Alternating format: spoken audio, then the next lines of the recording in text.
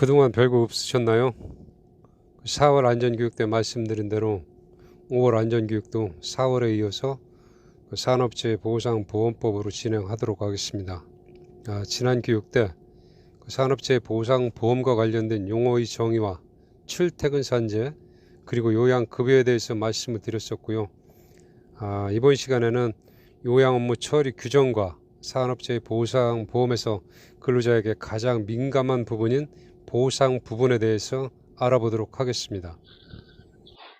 자, 요양 업무 처리 규정이 처음으로 만들어진 것은 1995년도 8월 12일 날 이때 제정이 됐습니다. 제정이 됐고 보시다시피 수차례 개정이 됐습니다. 개정이 됐고 최근 제가 알기로 마지막으로 된 거는 2017년 12월 27일 날 이때가 뭐였냐면은 전에 없던 그 출퇴근제가 이쪽 산업재해보상보험법에 신규로 이제 추가가 됐죠. 그 시점에서 요양 업무 처리 규정이 개정이 됐습니다. 그리고 아마 2017년이기 때문에 18년, 19년, 2년이 경과가 됐는데 아마 개정이 됐을 것 같은데 저 거기까지 살펴보지 못했습니다. 제가 마지막까지 지금 본 거는 2017년 출퇴근제가 포함된 2017년도까지만 개정된 자료로 설명을 드리는 겁니다. 요양 업무 처리 규정 개정 신구조문 대비표에 대해서 간략하게 설명을 드리겠습니다. 이때가 왜 이렇게 변경이 됐냐면 출퇴근제에 때문입니다. 출퇴근 신설에 따른 관련 규정이 개정이 됐다. 그리고 보험가입자 확인제도 폐지에 따른 해당 조항 삭제. 한번 살펴볼까요? 이게 현행 변경 전, 이게 변경 후입니다.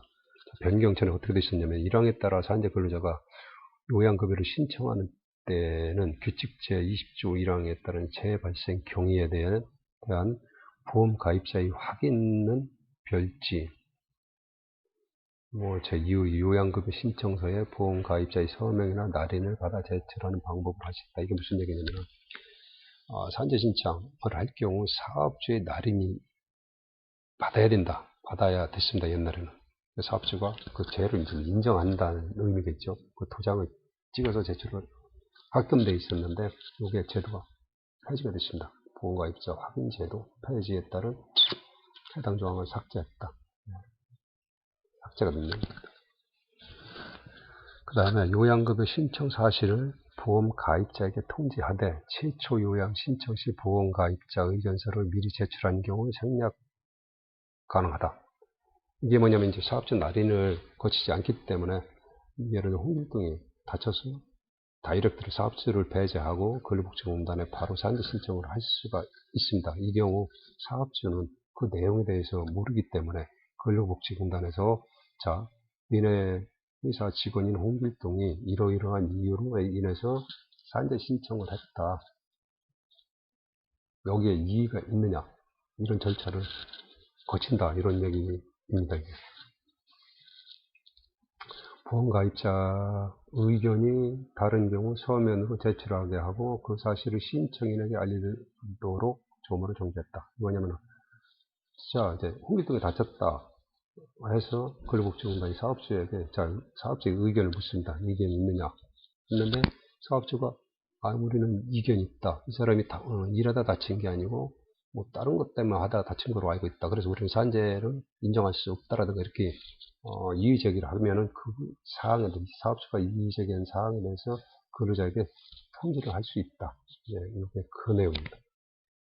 그리고 요게 이제 산재 신청서, 요양급여 신청서죠. 원 제목은 이게 좌측에 변경 전 자료에 보면 여기에 보면은 이 문의를 준 때가 사업주의 도장을 받게끔 도장을 받는 난이 포함이 됐던 겁니다. 근데 이게 바뀌면서 이게 없어졌다는 얘기죠. 사업주의 날인 받는 난이 없어졌고 몇 가지 사업장의 정보 추가 사업장의 정보를 추가했고 요양 신청 사유 구분 보험가입자 확인란 삭제 여기에 보면 사업장 정보에 대해서 간략하게 적는 난이 나옵니다.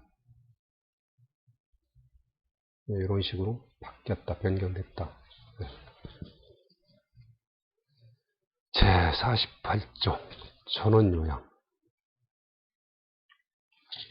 자, 공단은 다음 각호의 어느 하나에 해당하는 사유가 있으면 요양 중인 근로자를 다른 사안제보험 의료기관으로 옮겨 요양하게 할 수 있다. 첫 번째, 요양 중인 사안제보험 의료기관의 인력, 시설 등이 그 근로자의 전문적인 치료 또는 재활 지배에 맞지 아니하여 다른 사안제보험 의료기관으로 옮길 필요가 있는 경우 이때 병원으로 옮길 수 있다 이 얘기입니다. 두 번째, 생활근거지에서 요양하기 위하여 다른 사안제보험 의료기관으로 옮길 필요가 있는 경우. 왜냐면 내가 처음에 다쳐서 천안에 있는 병원에서 수술을 하고 거기서 입원해 있다가 이제 몸이 좀 어느 정도 회복이 됐어요. 그러면은 집 가까운 내 당진 종합병원으로 난 오고 싶다. 그러면은 근로복지공단에 전원 요양 신청을 합니다. 그래서 허가가 떨어지면은 당진으로 올 수 있다. 전원이라는 게 병원으로 옮기는 거는 얘기를 합니다. 제43조 제1항 제2호에 따른 상급 종합병원에서 전문적인 치료, 다른 사안제보험 의료기관을 옮길 필요가 있는 경우 때도 전원을 할 수 있다.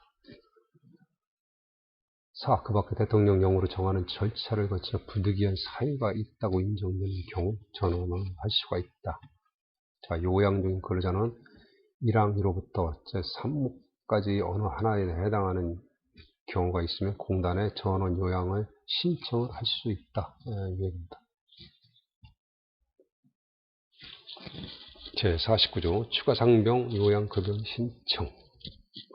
업무상의 재해로 요양 중인 근로자는 다음 각호의 어느 하나에 해당하는 경우에 그 부상 또는 질병에 대한 요양급여를 신청을 할 수 있다. 그 업무상의 재해로 이미 발생한 부상이나 질병이 추가로 발견되어 요양이 필요한 경우. 두 번째, 그 업무상의 재해로 발생한 부상이나 질병이 원인이 되어 새로운 질병이 발생하여 요양이 필요한 경우. 추가 상병이라는 말 그대로 이제 추가. 내가 처음에 손목이 다쳐가지고 요양 승인을 받아가지고 치료 중인데, 그거와 관련해가지고 밑에 쪽 팔꿈치가 아프다든가 해가지고 추가적으로 치료가 필요하다 할 경우 요거에 추가 치료를 받을 수 있는 게 이겁니다. 추가 상병이라는 게 그 얘기입니다. 제51조 자유요양. 1항 40조에 따른 요양급여를 받은 자가 치유 후 요양의 대상이 되었던 업무상의 부상 또는 질병이 재발하거나 치유 당시보다 상태가 악화되어 이를 치유하기 위한 적극적인 치료가 필요하다는 의학적 소견이 있으면 다시 요양급여를 받을 수 있다. 2항 재요양의 요건과 절차 등에 관하여 필요한 사항은 대통령령으로 정한다. 재요양이라는 것은 산재 치료를 받고 산재가 종결이 됐습니다. 그 후에 몇 년이 지나서 그 다쳤던 부위가 다시 아플 경우 다시 요양을 받을 수 있다. 이런 얘기입니다. 제52조 휴업급여. 휴업급여는 업무상 사유로 부상을 당하거나 질병에 걸린 근로자에게 요양으로 취업하지 못한 기간에 대해 지급을 하되 일당 지급액은 평균임금의 100분의 70에 상당하는 금액으로 한다. 다만 취업하지 못한 기간이 3일 이내면 지급하지 아니한다. 자, 휴업급여 같은 경우는 급여라고 보시면 됩니다. 다치셨기 때문에 일을 못하잖아요. 못하는 기간에 대해서는 인건비가 안 나가기 때문에 근로복지공단에서 급여에 상응하는 급여, 이게 휴업급여다. 근데 100% 다 주는 것이 아니고 70%만 지급을 한다. 뭘 기준으로? 평균 임금을 기준으로. 그리고 취업하지 못한 기간이 3일 이내면은 지급하지 아니한다. 근로복지공단에서 치료기간이 3일 이내면은 산재로 인정을 하지 않기 때문에 3일 이내면은 지급을 하지 않는다. 그 얘기입니다. 제57조 장애급여. 1항 장애급여는 근로자가 업무상의 사유로 부상을 당하거나 질병에 걸려 치유된 후에 신체 등에 장애가 있는 경우에 그 근로자에게 지급을 한다. 장애급여는 장애 등급에 따라 장애보상연금 또는 장애보상 일시금으로 하되 그 장애 등급의 기준은 대통령령으로 정한다. 장애 등급은 참고로 1등급에서 14등급까지 구분이 됩니다. 사망, 이항에 따른 장애보상연금 또는 장애보상 일시금은 수급권자의 선택에 따라 지급을 한다. 다만 대통령령으로 정하는 노동력을 완전히 상실한 장애 등급의 근로자에게는 장애보상연금을 지급하고 장애급여 청구 사유 발생 당시 대한민국 국민이 아닌 자로서 외국에서 거주하고 있는 근로자에게는 장애보상 일시금을 지급을 한다. 이것도 제가 전에 한번 교육을 할 때 말씀을 드렸는데 장애 등급이 1등급에서 14등급까지 있는데 1등에서 3등급까지는 중증으로 보고 이분들한테는 연금으로 지급을 합니다. 그리고 7등급 이하부터 14등급까지는 무조건 일시금으로 지급을 하고 그 4등급부터 그 중간 등급에 대해서는 수급권자가 원하는 선택에 따라서 연금으로 지급할 수도 있고 일시금으로도 지급을 할 수가 있습니다. 제58조 장애보상연금 등의 수급권의 소멸. 장애보상연금 또는 지인폐보상연금의 수급권자가 다음 각 후의 어느 하나에 해당하면 그 수급권이 소멸이 된다. 장애보상연금과 일시금을 받던 분이 사망을 한 경우는 수급권이 소멸이 된다. 두 번째, 대한민국 국민이었던 수급권자가 국적을 상실하고 외국에서 거주하고 있거나 외국에서 거주하기 위해 출국을 하는 경우. 세 번째, 대한민국 국민이 아닌 수급권자가 외국에서 거주하기 위하여 출국을 하는 경우. 네 번째, 장애등급 또는 지인폐 등급이 변경이 되어 장애보상연금 또는 지인폐보상연금의 지급 대상에서 제외가 되는 경우. 59조 장애등급 등의 재판정. 랑 공단은 장애보상연금 또는 지인폐보상연금 수급권자 중 그 장애 상태가 호전되거나 악화되어 이미 결정된 장애 등급 또는 지인폐 장애 등급이 변경될 가능성이 있는 자에 대하여는 그 수급권자의 신청 또는 직권으로 장애 등급을 재판정을 할 수가 있다.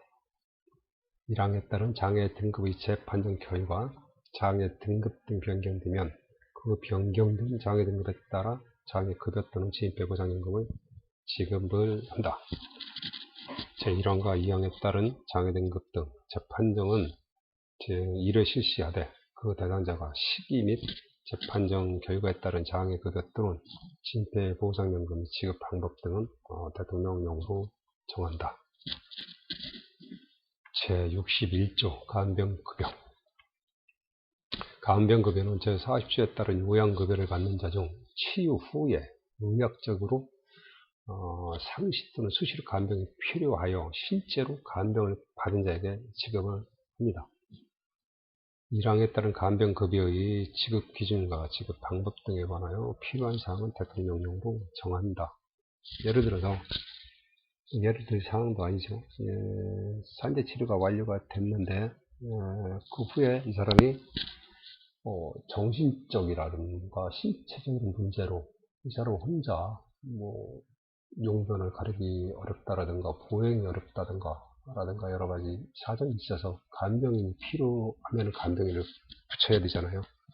그에 따라서 발생이 되는 간병, 급여 이것도 근로복지공단에서 지급을 한다 이 얘기입니다.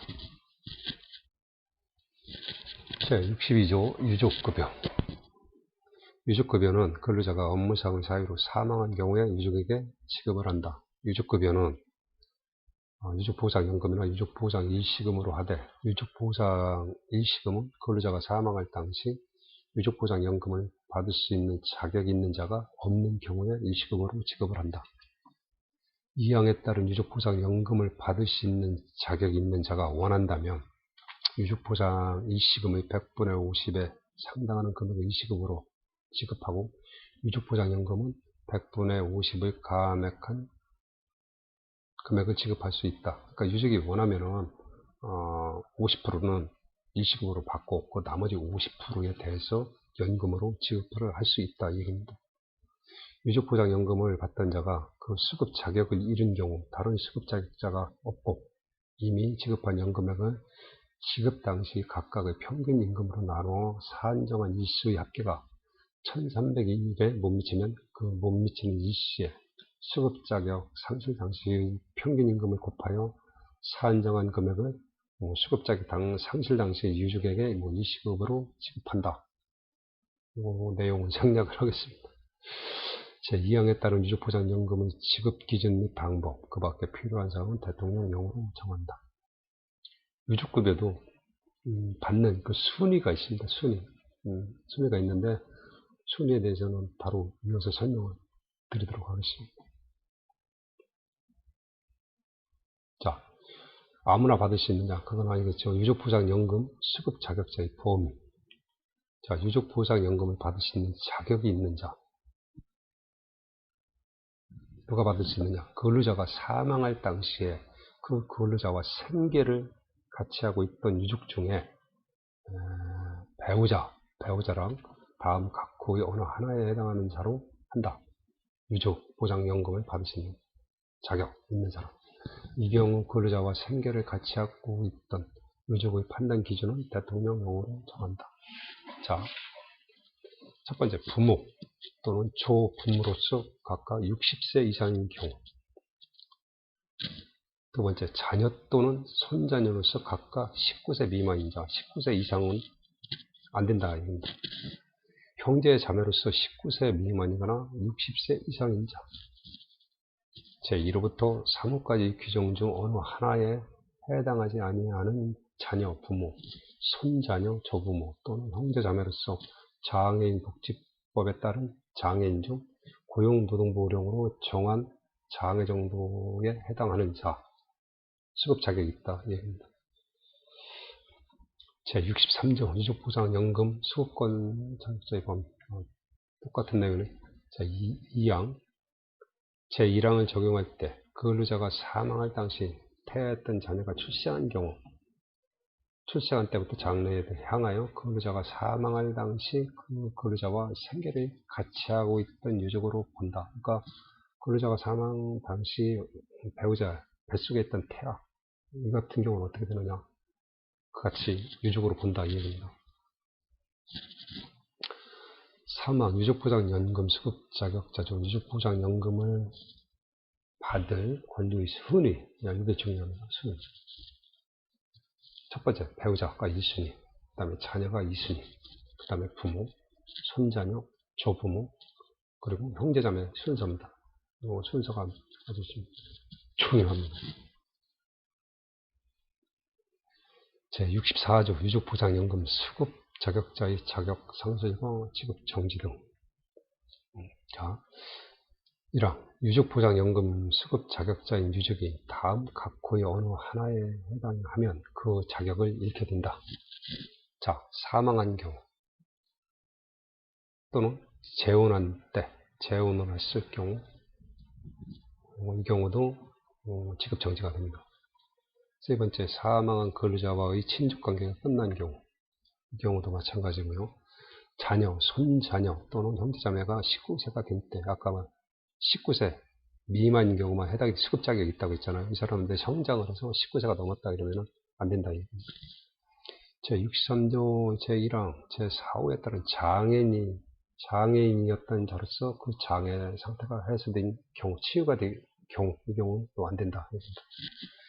근로자가 사망할 당시 대한민국 국민이었던 유족보장연금 수급 자격자가 국적을 상실하고 외국에서 거주하거나 외국에서 거주하기 위하여 출국하는 경우 지급이 정지된다.